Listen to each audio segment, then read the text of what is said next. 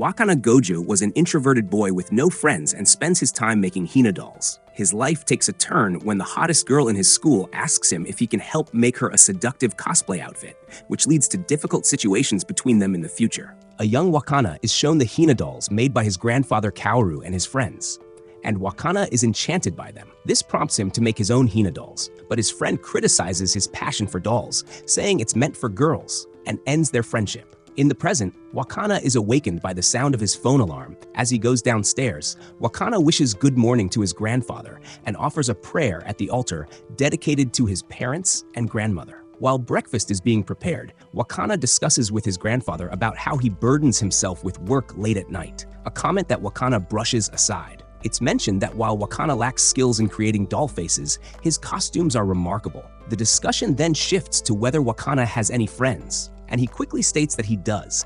They are just all occupied with their own activities. Later, Wakana goes to school and privately admits to himself that even in high school, he doesn't have any friends. The primary reason for this is his fixation on Hina dolls, which isn't a shared interest among his classmates. While Wakana reflects on his inadequacies, Marin unexpectedly falls backward onto his desk, hitting her head against it. After apologizing for the mishap, Marin notices some black ink on his left arm, assuming it might be a cut. Slightly flustered, Wakana replies that it's fine, even though it isn't, but Marin comprehends and departs. Wakana then thinks about the ink on his arm and realizes his envy of Marin, noticing that there are many personality traits she possesses that he does not. At the front of the classroom, Noah recounts a story involving herself and Marin. It turns out that they had their hair styled the day prior, and when a guy attempted to flirt with Marin, he insulted her looks and called them lame, to which Marin fired back that he was lame and left the salon, leaving him disheartened. In her defense, Marin argues that the guy misunderstood her and shouldn't judge her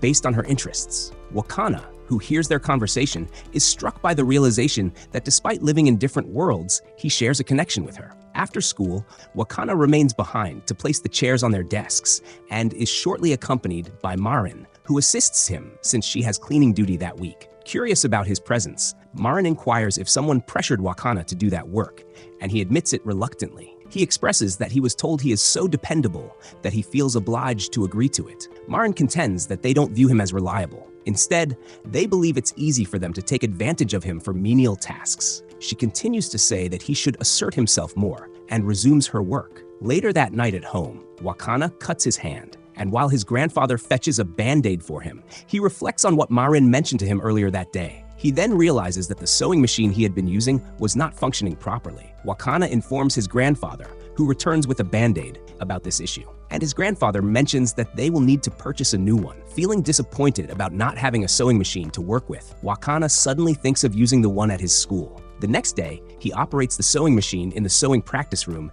and is impressed by how user-friendly it is. While he is captivated by his doll's head, Marin suddenly walks into the room, creating an awkward silence between them. During this moment, Wakana almost drops his doll's head and talks to it, only to realize that Marin saw and heard him, which makes her glare at him. Believing that his situation is hopeless, he is surprised to find that Marin actually appreciates his ability to use a sewing machine. Moreover, Marin praises the Hina doll head that Wakana carries, which brings him joy internally. When Marin asks if he made it, Wakana replies that his grandfather created it and that he only excels with costumes. Upon hearing this, Marin begins to take off her clothes to show him the black outfit she has been working on. After presenting an example of what she was trying to replicate, Wakana unintentionally comments on the outfit curtly, which hurts Marin's feelings. Apologizing earnestly to Marin, she forgives him and mentions that she made her outfit as a tribute to a character named Shizuku-tan. Since she lacks a sewing machine at home and feels her sewing skills are insufficient,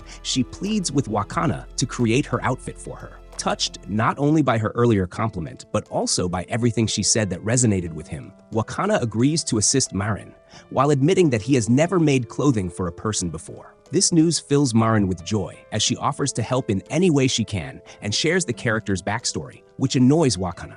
Wakana admits to Marin that he has never heard of the dating sim Slippery Girls 2, prompting Marin to provide him with a summary of the series. As Marin describes the series to Wakana, he becomes uncomfortable with the mature elements involved in the game's plot and mechanics. Internally, Wakana feels confused as he struggles to understand what Marin is trying to explain to him. Suspecting that this might just be some kind of joke, Wakana realizes that Marin is completely serious about the game's details. Returning to Marin, she proceeds to share her enthusiasm for the character she aspires to cosplay, Shizuku-tan. When Marin inquires if Wakana understands her, he internally thinks that he doesn't have any idea. However, he does come to observe that when Marin talks about something she enjoys, she seems to genuinely be having fun. After Marin finishes her explanation, Wakana poses the question of whether Slippery Girls 2 is an Arrow game. Marin confirms that it is, and Wakana then asks whether the game has age restrictions, but Marin pretends not to know. He then questions why she enjoys a game aimed at a male audience,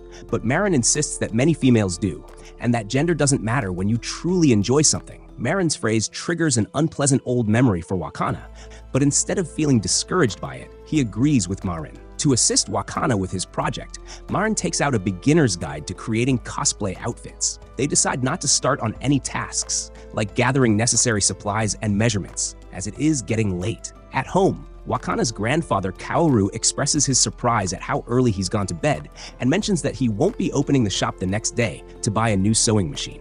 Going over the book again, Wakana is startled by a particular detail he discovers in it. The next morning, Marin arrives at Wakana's house, and after bringing him a cheesecake offering, she barges in and heads directly to Wakana's room. As Marin shows interest in the brushes he uses for his dolls, Wakana experiences an anxiety attack because a girl is in his room. Regaining his composure, Marin brings him back to reality and asks if he wants to get started. Marin expresses a desire to begin with the measurements. However, Wakana prefers someone else to help her with that, since she will need to be in her underwear for it. Thinking ahead, Marin reveals that she wore a two-piece bikini for the occasion. Nevertheless, Wakana still feels uneasy about Marin's appearance and becomes annoyed when she touches him. From that point, Wakana encourages himself to take Marin's measurements, but is taken aback by her appearance.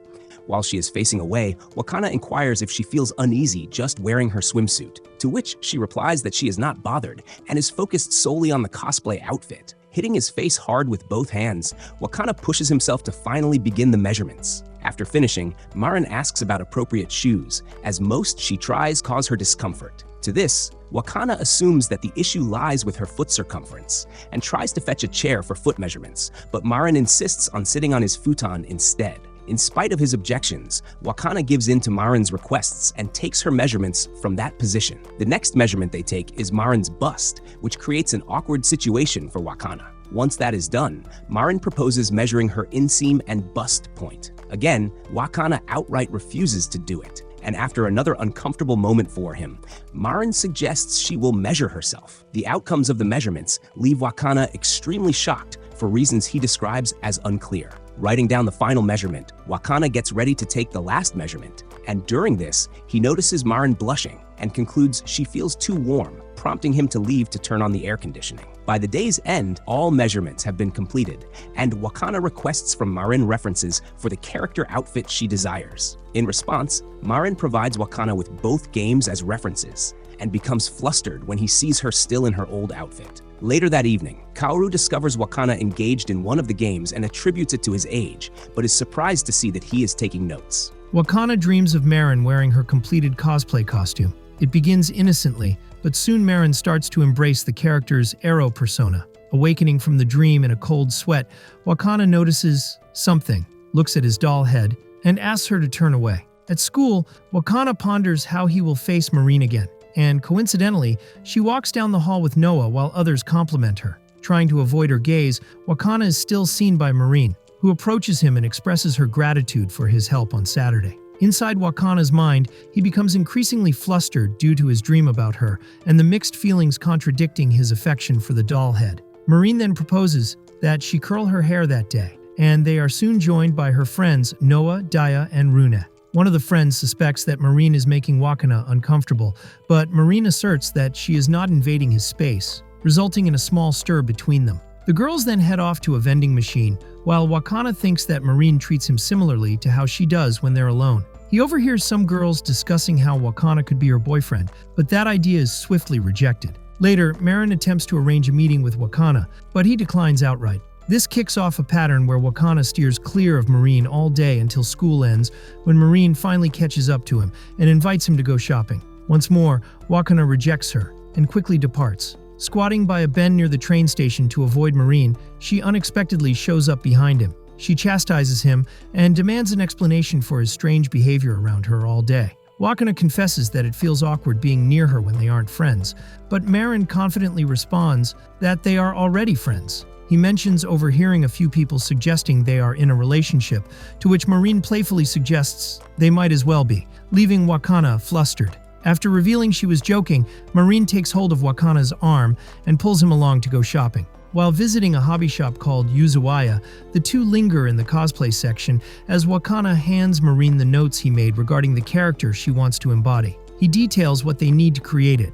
and offers advice on execution. They first select the fabric based on what best represents the character's background. Although the fabric he has chosen is expensive and he currently lacks funds, Wakana is surprised to learn that Marin has money to cover the costs. Despite his initial reluctance, Wakana accepts the money to help create her outfit. They continue shopping at the location, and once they finish, they go to a store named Swallowtail that specializes in wigs. Surprised by the variety of wigs available, Wakana is amazed by the different colors and styles they offer. The two then discover the wig that Marine wants to wear, but Wakana proposes choosing purple, since Shizuku-tan's character is associated with that color. Additionally, Wakana feels that this color would enhance her appearance better, and Marine is taken aback by the depth of Wakana's analysis. Wakana suggests they select a deep violet wig with a long length that could be cut to fit Shizuku-tan's asymmetrical bob hairstyle.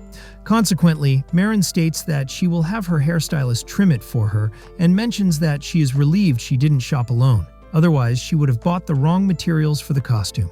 As Marin goes to pay for the items they've chosen, Wakana feels thankful for being of help. After they finish their shopping at the wig store, they proceed to their last stop, the lingerie shop, to buy some garters and stockings. Compelled to assist Marin with this segment of the shopping trip as well, Wakana finds himself waiting outside the changing room. It is here that Marin playfully teases Wakana, making him feel quite uncomfortable. By the evening, the two enjoy ramen together, and as they leave, a woman observes them with envy, remarking on how young and in love they appear while she has to work. They walk past the woman and discuss Wakana's progress in Slippery Girls, which irritates both her and the others in line. As they make their way home, Wakana mentions that he will take the materials home with him and inquires if there are specific places to wear the costumes. Marin responds that there are many venues, particularly at events or in one's own home, and then provides examples. One example is Juju-san, a well-known figure who, despite never attending events, is extremely popular. Continuing her interest in cosplay,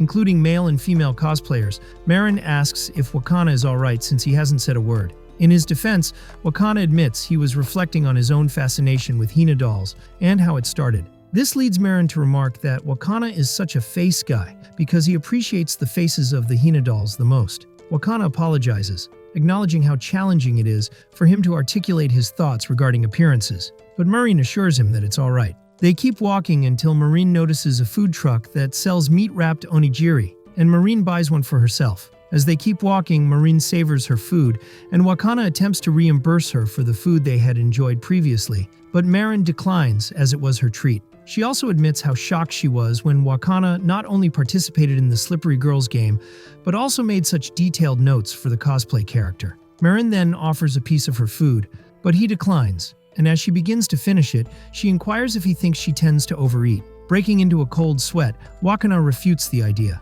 but Marin is aware and proceeds to rant about her size to a flustered Wakana. Near Ikeburo Station, Wakana discovers that Marin intends to go to an event 2 weeks from that day, which leaves Wakana utterly amazed.